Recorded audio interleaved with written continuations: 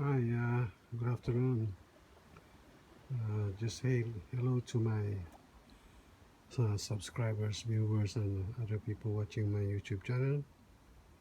I just want to give you an update to this concrete footpath.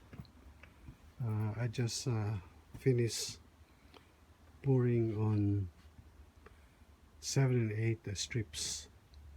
So just waiting to get dry so I can apply broom finish and edging on construction joint. So I consumed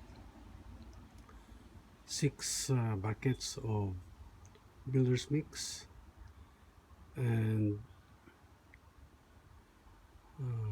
5 liters of cement, and water is just varies, depends on the moisture content of builder's mix. Yeah, I'm happy with the progress today, and we have nice weather, although it's quite cold, but hopefully it won't rain, so it won't damage this concrete pouring I've done just a while ago. Alright,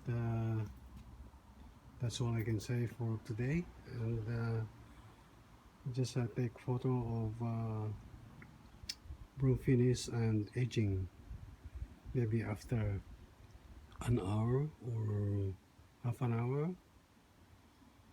Yeah, okay, see you next time. God bless, and thank you so much for watching. Be safe. Bye for now.